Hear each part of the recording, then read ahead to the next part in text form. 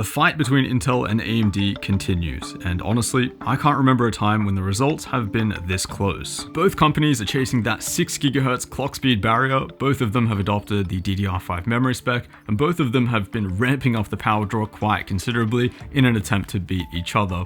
Both of them also want you to upgrade really badly, and now that we have both Ryzen 7000 and Intel 13th gen on the table, we're going to discuss which one is looking like the better option. So I've got two of the new 13th gen CPUs on hand here. The new 13900K, which is the i9 flagship, and the i5 13600K, which currently sits at the bottom of the stack. Now, I'd forgive you for not keeping up with the absolute mountain of tech that's been launching recently, and for not knowing what's going on. So let's take a quick look at what is different here. The best way I think to think of these 13th gen CPUs is a slight advancement over 12th gen with double the efficiency cores, a much higher clock speed, and a bit of extra cache. The new 13900K, for example, has 24 cores and 32 total threads with a peak boost clock of 5.8 GHz. Similar story when we look at the new i5 13600K. It's double the E-cores of the 12600K, now making it a 14 core part, with the boost clock now tipping over 5 GHz. There is also a new i7. I won't be reviewing that one today, but here's a quick look at what you're working with. Seems to fit pretty comfortably between the i5 and the i9. So it's a big jump in the E-cores this time around. Doubling the efficiency cores from 12th gen is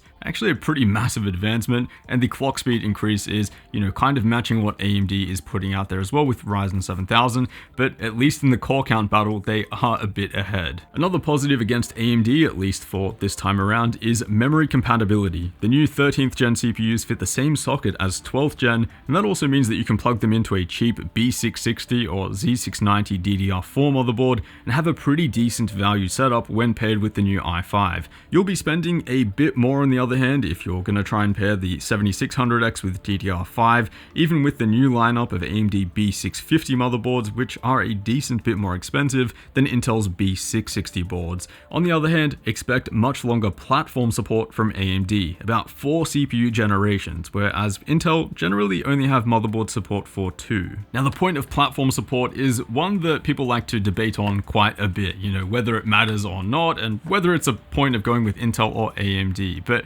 really only you know if that platform support is valuable to you or not, and whether you're going to upgrade every 2 or 3 CPU generations. The way that I see it though, this is a pretty important point if you're building a workstation system, and a system that really benefits from, upgrading CPUs every generation, a system that kind of pays you, the faster it is really. If that's the kind of thing that you're doing, then yeah, the extra platform support from AM5 definitely is valuable compared to Intel, which would require you to swap out a pretty expensive motherboard every generation or 2. As for gaming builds though, which might see a GPU upgrade every 2 or 3 generations and then a CPU upgrade every 4, 5, or maybe even 6 generations, especially considering how fast these CPUs are, it's a much less relevant point in my opinion. So with those things in mind, let's jump into the benchmarks and talk performance. The first thing that we should talk about and clear out of the way is the thermals and the power draw, specifically for the new 24-core i9 13900K. If you thought AMD 7950X was a furnace,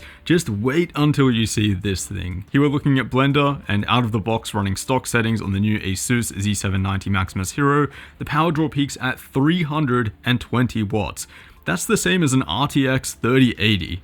Now, it can't maintain that sort of power draw even with a 360mm liquid cooler at full blast on an open bench, so it throttles back to keep itself from overheating. Now, it only runs that unlimited power for 96 seconds, at which point it's configured to run back at 253 watts, which is a pretty similar power target to the 7950X. In the end, you're looking at all of the performance cores settling in at just under 5.2 GHz. So yeah, 24 cores packed into that thing, it's gonna be pretty hot, but just like the 7950X, some quick BIOS tuning can fix that. Dialing back the short and long duration power limit to 250 watts, for example, would be a pretty good idea. The 13600K, on the other hand, really no issues there. The all-core clock speeds are tame enough, and the power draw seems to top out at only around 150 watts, and at that point, you really don't need an extreme cooling solution. The 13900K, though, very similar feeling to what AMD have done with the 7000 series. More cooling basically equals higher clock speeds and more performance. Speaking of switch, the 13900K manages to just edge out the AMD 7950X in Cinebench, which, considering how impressive that result is from AMD,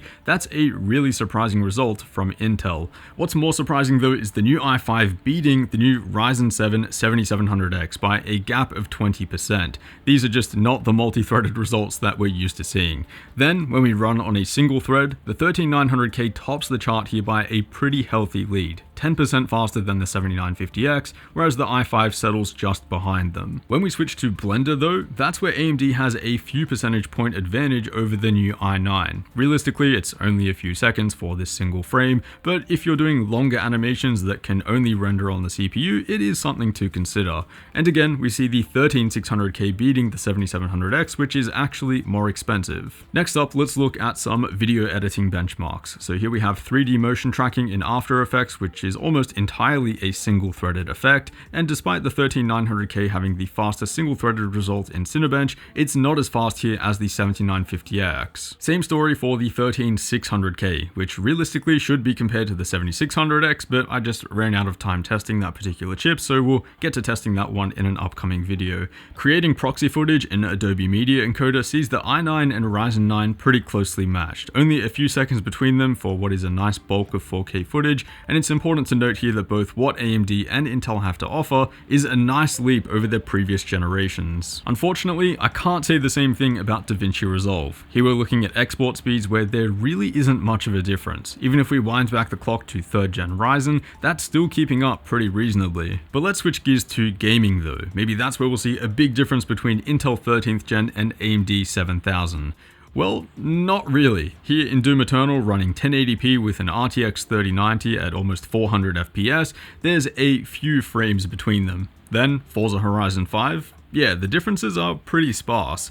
In fact, throughout these gaming benchmarks, both Intel and AMD trade punches for who gets to sit at the top of the stack, and as far as I'm concerned, whether you go for Intel 13th gen or AMD Ryzen 7000, you have a top tier gaming CPU. Either CPU architecture will open up as much CPU bottlenecking as you'd ever hope for in your gaming system, and for that reason, it's not really worth me sitting here and picking apart the couple of percent here and there. Ryzen 7000 tops the chart in Valorant, but then it's Intel that leads in CSGO, and in either case we're talking about both sides exceeding 700 frames per second. Now, I do think that Intel 13th gen chips, they are slightly faster when it comes to gaming overall versus Ryzen 7000, but it really is slightly. It's such a small difference in fact that if there are other features or qualities of the other platform that you might prefer, those probably hold more weight in your final decision than a few FPS. Power draw might be one of those things. In Valorant, the 13900K pulled slightly more than the 7950X, and the 13600K surprisingly only pulled 75 watts on average. As we saw in Cinebench though, the new 13th gen chips have the potential to chug back a lot of juice, with the 13900K happily pulling over 300 watts like an absolute hippo. So the new 13900K is actually a bit of a monster compared to the 12900K, and it feels kind of similar to the 7950X, where it's just a giant leap in performance when it comes to production workloads over the 5950X. Here it's pretty much the same story with the 13900K over the 12900K.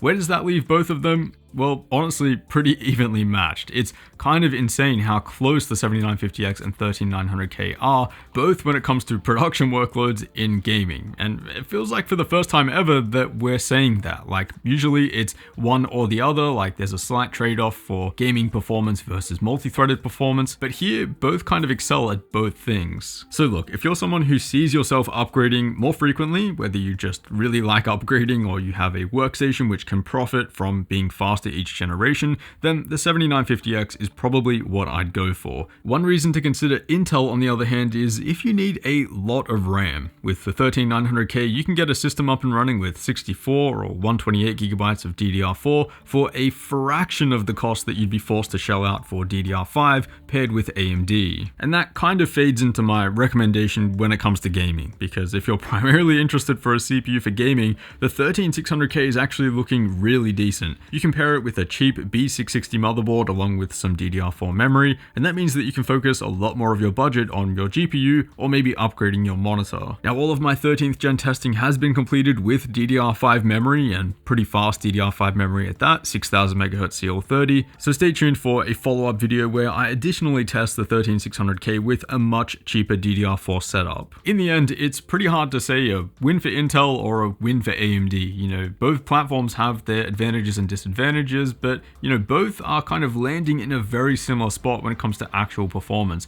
Both of them have just really accelerated the multi-threaded performance and production workloads and content creator workloads, whereas both of them are really struggling when it comes to gaming. It seems more about the gains of inches there rather than the leaps and bounds that we see with multi-threading. But I will leave them linked below, and I will be doing some more content on them soon, so stay tuned for that. As always, a huge thanks for watching, and I'll see you all in the next one.